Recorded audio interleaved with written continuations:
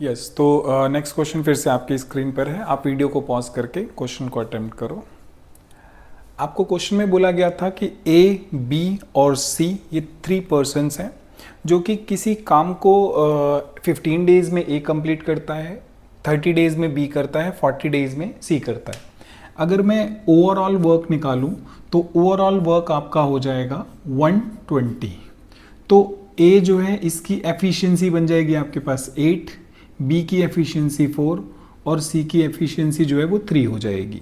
लेकिन अगर मैं आपसे ये बोलूं कि ये टोटल वर्क जो है वो कितने डेज में फिनिश होने वाला है, अगर तीनों इकट्ठे मिलकर के काम करें तो आप डायरेक्ट कर देते 120 अपॉन इन तीनों का सम कर देते। लेकिन क्वेश्चन में ऐसा हुआ नहीं है। क्वेश्चन में क्या बोला है कि जब आपका वर्क स्टार्ट हुआ तो खत्म जो भी वर्क फिनिश होने के पहले, ठीक है, फिनिश होने के 2 दिन पहले ए ने काम को छोड़ दिया और बी ने 4 दिन पहले काम को छोड़ दिया।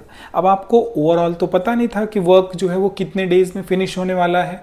तो जब भी क्वेश्चन में बोला जाएगा कि ए, बी या सी में से किसी ने भी इतने डेज पहले वो काम छोड़ दिया है तो हम उससे वो काम एडवांस में करवा लेंगे, मतलब टोटल वर्क में उस काम को हम एक्स्ट्रा करवाएंगे। जैसे अगर आपने यहाँ पे बोला है ए 2 डेज बिफोर वर्क फिनिश करता है, ए की एफिशिएंसी 8 है तो 2 डेज में ये 16 इसका वर्क हो जाएगा। सिमिलरली बी जो है इसकी एफिशिएंसी 4 है और ये 4 डेज वर्क कर रहा है, इसका मतलब इसका भी 16 हो जाएगा। तो अब हमारे जो डेज आने वाले हैं वो टोटल वर्क वैसे तो हमारा 120 होता है, लेकिन ये दोनों जो एक्स्ट्रा वर्क है ये हमें इन एडवांस करवाना पड़ेगा।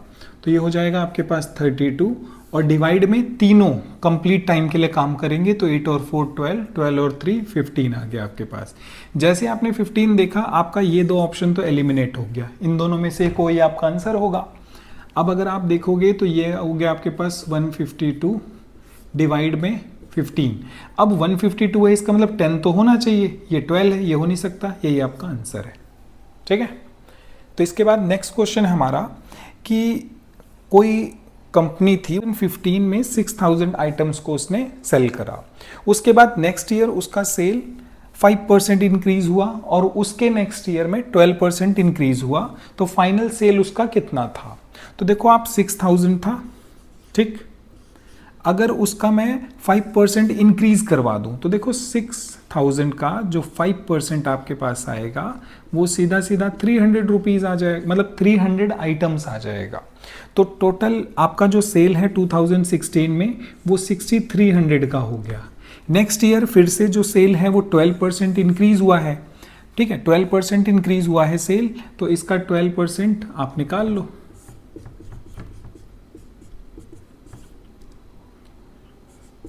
तो 756 आप इसमें ऐड करा दो तो देखो यूनिट डिजिट आपका 6 होना चाहिए, वो सिर्फ इसी में और इसमें है, ये 2 में है आपका।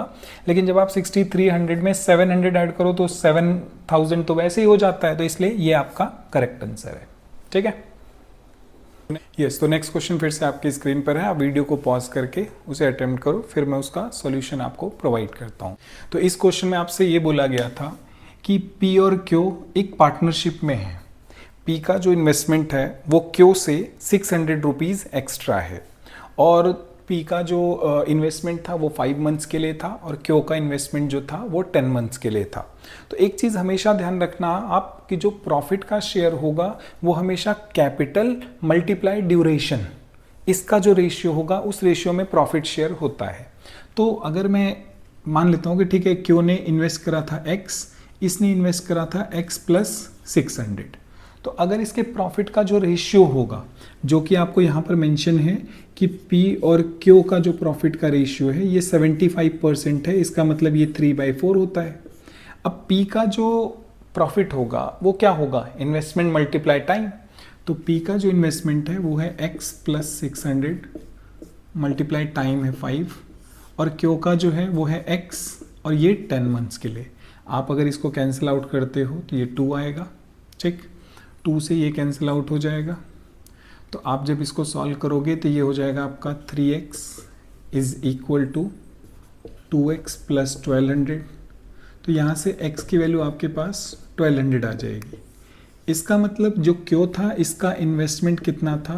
1200, इसका इन्वेस्टमेंट हो जाएगा 1800, लेकिन आपसे क्वेश्चन में सम पूछा है तो वो ओवरऑल जो आंसर होगा वो हो जाएगा 3000। 3000 जो था वो टोटल कैपिटल था जो आपने इन्वेस्ट करा हुआ था इन दोनों ने मिल करके।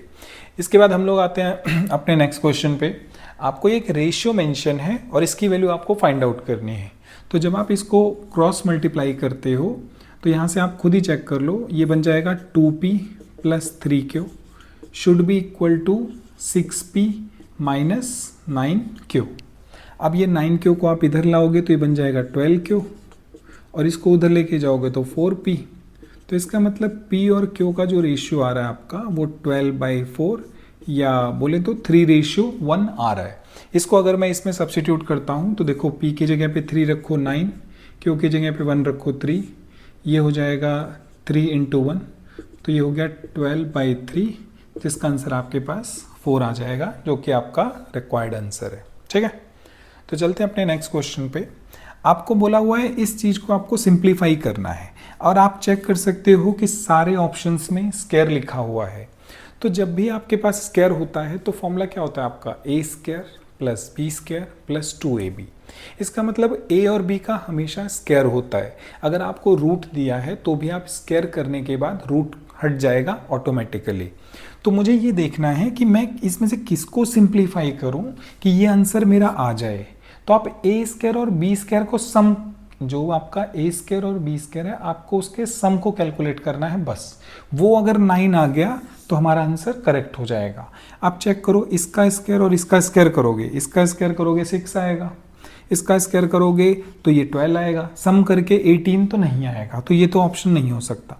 सिमिलरली ये 8 और 3 11 नहीं हो सकता, 6 और 2 8 नहीं हो सकता, 6 और 3 9, यही आएगा हमारा और यही हमारा करेक्ट आंसर है। और आप जब इसको ओपन करोगे तो आप ये नंबर मिल भी जाएगा आपको। ठीक है, तो हम लोग चलते हैं नेक्स्ट क्वेश्चन पे। तो नेक्स्ट क्वेश्चन फिर से आपकी स्क्रीन पर है, आप उसे अटेम्प्ट करो। आपको क्वेश्चन में बोला है एक 30 ml सोल्यूशन है, इसका 20% एल्कोहल है और एक आपके पास 20 ml सोल्यूशन है, इसका 25% एल्कोहल है। आपको ओवरऑल एल्कोहल का परसेंटेज निकालना है मिक्सचर में। तो जब आप इसका 20% निकालोगे तो आपका कितना आएगा, सिंपली 6 ml। इसका अगर आप 25% निकालोगे तो सिंपल आएगा 5 मिलीलीटर।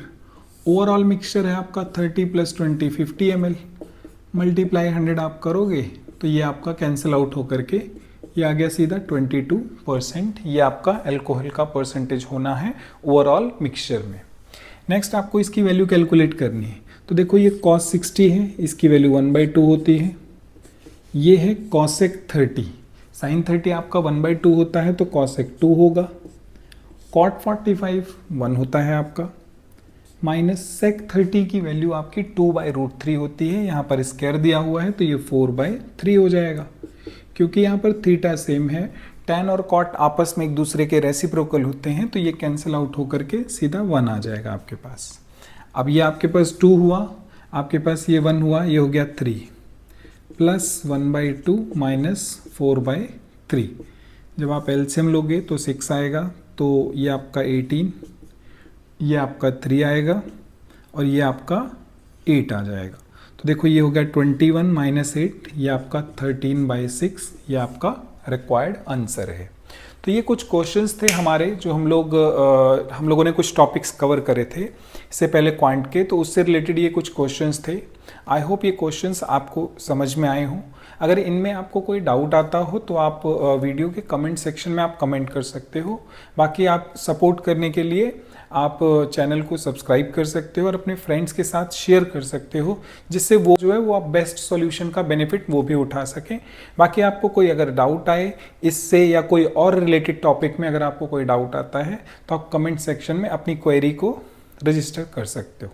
ठीक है, तो मिलते हैं नेक्स्ट वीडियो में एक नए टॉपिक के साथ। Till then bye bye, thank you.